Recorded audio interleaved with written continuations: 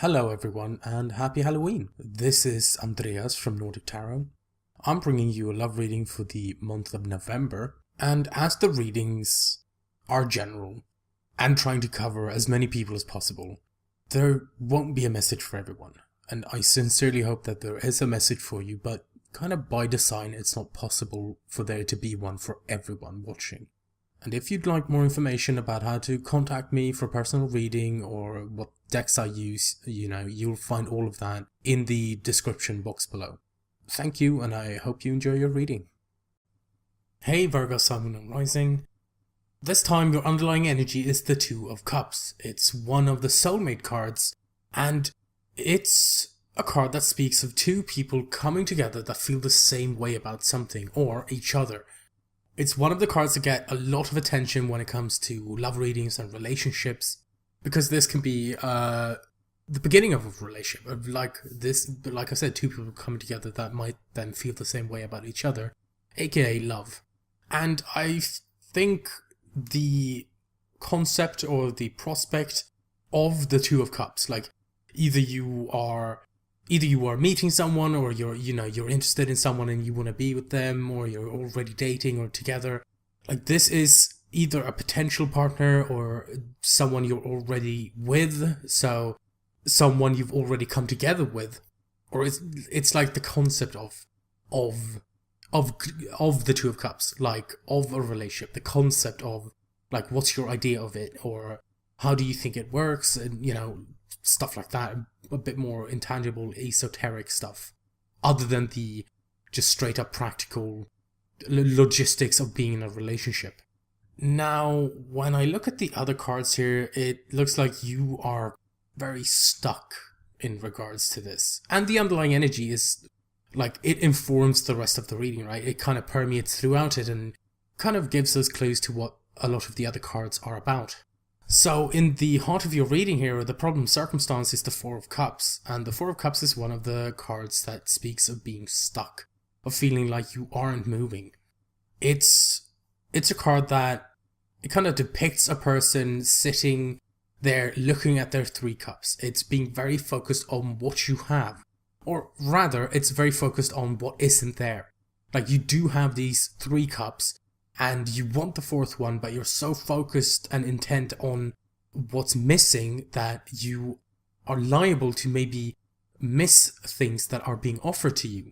And in the Four of Cups, then there are the Three Cups that you're focused on, but then like from the side or in the periphery, like coming at you from the side is the Fourth Cup, and the Fourth Cup is being offered to you. And sometimes it's that we can't see it because we're so focused. Sometimes we don't want to see it. We don't want to see what is there in the periphery. The Four of Cups also speaks of feeling apathetic, of just like, oh, I don't care, no feelings are being roused when you're in the Four of Cups. Like, everything just seems quite pointless sometimes. I don't necessarily see that. I think it's more of the stuck energy and not being able to see what is coming in. Because it's crossed by the Knight of Swords, and, all the Knights are about movement. All the Knights are going somewhere, and all the Knights have some semblance of a plan of where they're going and why. Now, the Four of Cups is being completely stationary and stuck and not moving. The Knight of Swords, out of all the Knights, he's the fastest Knight. He's the one that moves with the greatest speed. So this is pretty much telling me that you want to move. You want to get far away from here. You want to get things moving. You want things to start, rolling and making progress towards something that you want. And then is that this Two of Cups underlying energy? Now, what's going on in the past is the Devil energy. And the Devil is a card that speaks of being stuck as well. So is this stuck feeling you have now, is that coming from the past with the Devil? And the Devil asks us, what has power over you? And this can be about habits that we don't like. It can be of old ways of being and seeing things, like, and stuff like that. And it can be about like literal addictions. It can be about alcohol or drugs or whatever. something that we feel stuck in and chained down by. The thing that the devil also shows, not so much in this deck, but in the original Rider-Waite deck that I used to learn the tarot, it shows the devil perched above two people that have chains around their necks. Now, what you can take away from that card is the fact that the chains aren't very tight. It looks as if these people can take the chains off, but taking those chains off aren't necessarily easy, but they do have the ability. Like, ultimately, they have the power to be chained down or not. Now, what this devil energy has then moved on to in the present energy is the Temperance card. And the Temperance card it's one of the fate cards. You know, Temperance and the Wheel of Fortune, for example, they both, you know, mention the fates and the hand of fate and, you know, whatever god or the universe or spirits or whatever it is you believe in that influence things. And the Temperance card is about divine timing. And that's how fate steps in when it comes to Temperance, that there's a timing and then things start moving. Or, you know, and sometimes divine timing is slowing down. You know, for example, if you had the Four of Swords in this reading, then maybe that's the divine timing. The Four of Swords being a card of taking a break and resting and recuperating. But the Temperance card is also about harmony, it's about inner peace, it's about moderation. And, you know, maybe the Temperance is talking to the Four of Cups and the Knight of Swords, that on one hand you have the Four of Cups, which is complete immobility and being stuck. And then on the other hand, you have the Knight of Swords, which is like one of the fastest cards in the deck. You know, it's Knight of Swords, the Chariot, and the Eight of Wands, for example. They are incredibly fast energies. So maybe now the Temperance card is saying, you know, maybe there's an in-between. Maybe there's somewhere, a place between the Four of Cups and the Knight of Swords that we can, like, strike a balance and move on from there. And, you know, is this divine timing to do with the Two of Cups as well? Like, is the divine timing that you meet someone, for example, if you're single? Now, what this has the prospect of bringing in the future is the Seven of Pentacles. And the Seven of Pentacles it's about planting your seeds. It's like where to put your efforts, right? It's what seeds to plant, how to plant them, how to work with them to gain the fruits that you want from them. And the Seven of Pentacles is also about sometimes sustained effort, sometimes it's patience. And Temperance and Seven of Pentacles is kind of the same in certain respects with that, because Temperance is also about, like, everything happens at a certain pace and, you know, moderation, slow down. It can be talked about patience as well. But I understand if that's frustrating, because you have been stuck since the past. You've felt stuck and you desperately want things to move, and you want them to move quickly with the Knight of Swords. But then in the present you do have the Temperance, divine timing, and in the future there is like this new kind of beginning with, like, how to or where to plant your seeds with the Seven of Pentacles. So I do feel like things do start moving after that. Now, what is crowning this reading? What is your advice card? It's the Ace of Swords. And the Ace of Swords is victory through the truth. This is, you know, it can be a truth, it can be your truth. What is true to you? What are your principles? What do you live by? And the thing with truths, or one's personal truths, it can be that they don't resonate with someone else, or they don't work for someone else. That maybe this is your truth in a relationship, for example. You want a relationship to be in a certain way. That's how you require it to be happy and content and to grow as a person with this other person. But if you meet someone and that truth doesn't work, it doesn't mesh with the other person, then that's not your fault. If your truth does not work with someone else's truth, that's not on you. Like, what you can do is be authentic to yourself and what your truth is. And, you know, be a person that you want to be and live the way you are, can be proud of being and living. But, you know, the Ace of Swords, it's the sword of truth, and you can use it to cut away at things that are murky, or you don't understand, or you don't have the information, or confusion. You use the Ace of Swords to cut away at that, to make things clear. And of course, a truth is a truth, and sometimes we come upon truths that can be painful, they can be hurtful, because That's, you know, that's the other face of the coin, right?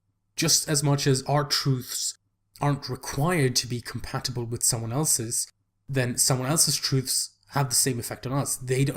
Other people's truths aren't required to be compatible with us either. And, you know, that's kind of on us how we handle that.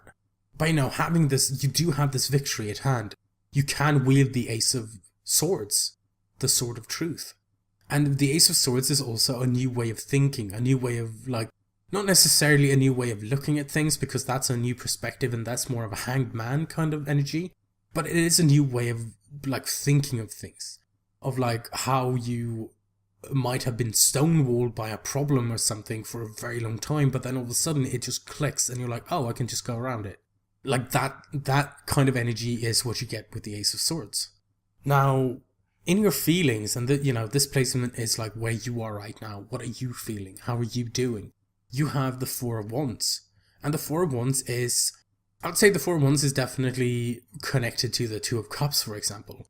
Because in a love reading, the Four of Wands is like the leveling up of a relationship. So if you're single, you might start dating.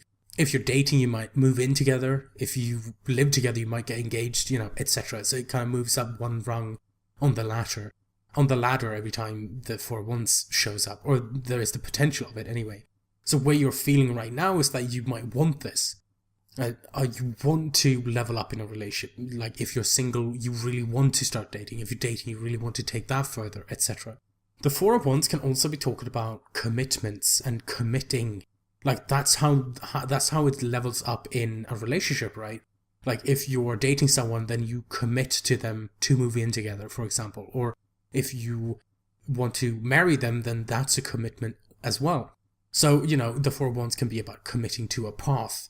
Like, I'm going to commit fully to being unstuck, for example. Or I'm going to commit fully to the Ace of Swords. Or I'm going to commit fully to the Two of Cups. But there is this want or need or whatever, this energy in you currently. That this is a drive that you have. Now, the next card you have, and I think it really works here, and I think it's a very hopeful card for you to get. It's the Knight of Pentacles. It's in the outside influence position. And the outside influence position or placement, it's something that's happening now. It's an energy that's affecting all the cards and the reading. And the thing is that we might not necessarily have noticed it yet. We might not be seeing this effect happening. But it is there, and it is like surrounding the reading and the energies that we have to deal with. Now, there are two things about the Knight of Pentacles that I think are very good for you, Virgo. The first one is that, as I said earlier, all the Knights are about movement. All the Knights make progress. They make progress at different speeds, but they are all moving. So when this Knight of Pentacles comes in, then the Four of Cups stuck energy is left behind because the Knights are always progressing. Another thing is that as an energy, the Knight of Pentacles is very Virgo. Out of all the Knights, he is the slowest, but he is meticulous. That's why he's slow, because he has a plan and he follows every letter of the plan. He makes sure all the steps are done correctly, and like, he's diligent, and everything has its place and its time, and he takes it as it comes, and he's prepared for so many things. Like, he's such a hard worker in that respect. He has a plan and he follows that plan. And I think it's also related to temperance as well, with temperance kind of talking about being patient and all of this stuff, right? Then the outside influence, not necessarily having seen this energy come in yet, you know, you might have to wait just a tiny while longer, but the Knight of Pentacles energy is coming in. There is movement. Things are going to happen. And, you know, moving directly from the Four of Cups being completely stuck to the Knight of Swords, the fastest knight, might be very jarring. So maybe the first step is to embrace this Knight of Pentacles energy. That is the first step up from being completely stationary to moving. Then the Knight of Pentacles is the gentlest, softest step you can take. And, you know, it resonates very well with a lot of Virgo's energies. But maybe this Knight of Pentacles energy isn't coming in until you've utilized the Ace of Swords. You know, maybe that's a caveat to this, that if you grasp the Ace of Swords and you make use of it and you have these truths, then the Four of Cups, kind of not seeing things, that gets put down and you can embrace the Knight of Pentacles energy. And in your hopes and fears position, you have the Magician. And the Magician is another like insanely powerful card because he's a master manifester. He is incredible at like manipulating energies and all these things. And he has all the tools he needs to create what he wants. Like if he wants a relationship, he'll manifest, he'll create, he'll get to that point. If he wants a car, if he wants a house, like whatever he wants, he can do that because he's such an amazing manifester. And like I said, he has all the tools he wants. He has the pentacle, the cup, the sword, and the wand. Like he has all of that. And he's kind of bending a lot of these energies to his will to get what he wants. And he doesn't even have to brute force it. He just has this within himself and the tools at hand to make these things happen. And I definitely understand from being stuck so long why you have this in your hopes and fears position, where you just want this, you just want to make things, you want to create. And that makes sense with the Seven of Pentacles in the future as well, that you have these seeds, you want to plant, you want to make something. Now in your outcome, however, you have the Moon. And I know this can look kind of iffy depending on how you look at it, because the Moon is about not having information, not seeing things clearly, confusion, not knowing. And that can be very difficult. Like a lot of times, depending on what the other cards coming up are, the Moon can also have a lot of intuition to bring to a reading. I'm not necessarily seeing those things, but I think the Moon is related to things like Temperance and Ace of Swords and even Seven of Pentacles. And I think it has to do with this thing that maybe there isn't this clarity in the outcome of what exactly is going to happen. But the Temperance card is talking about being patient, being moderate, taking it easy and not rushing into things. And the Ace of Swords, like if you have the Ace of Swords, you would be able to cut through the Moon energy and the outcome anyway, if you're utilizing that. And then the Seven of Pentacles and the Moon, maybe they are connected because maybe you just have a sense of, I have seeds and I want to plant them, but you don't know what to do with them. Like you don't know what you actually want these seeds to grow into. And maybe that's why the Moon then comes up in your outcome. That you just are sick of being stuck. You are sick of the Four of Cups and the Devil energy, and all you want to do is do something else. But what that thing is very important to know, which is another reason why I think the Ace of Swords is here. Because when you do have the Ace of Swords, you can figure those things out. What is the truth? What do you want to make? What are the seeds? Like, what does the Magician have to work with? And maybe it's about focusing on exactly where you want this stuff to lead. And maybe that's also why in your feelings you have the Four of Wands, committing to a direction and then going there. And then that is also why the Knight of Pentacles energy hasn't necessarily shown itself yet, because the Knight of Pentacles needs a plan. He needs to know where he's going before he starts moving in that direction, right? But moving on to your Oracle cards, from the Oracle of E, your first card is number 51, Just Say No. And it reads, The Divine Bus. Everyone has a different phrasing for it. Being in the now, a connection with all that is, living in the moment. Here's the thing, there are no words that can explain it. But baby, you can feel it. Savor it for all it's worth.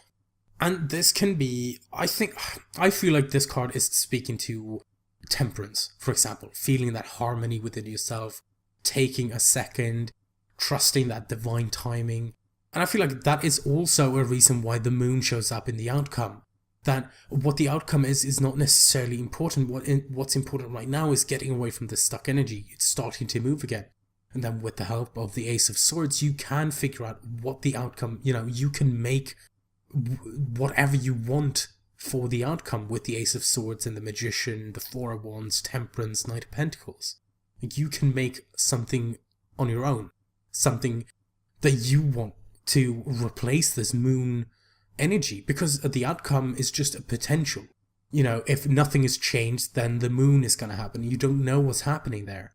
But then if you make great use of this Ace of Swords energy, it can be changed.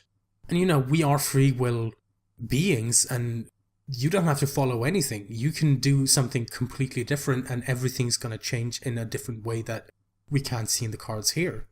And the next card, the next Oracle card from Wisdom of the Oracle, it's number 36, Come to the Edge. And the essential meanings are courage, taking a leap of faith, overcoming fear, and accepting risk.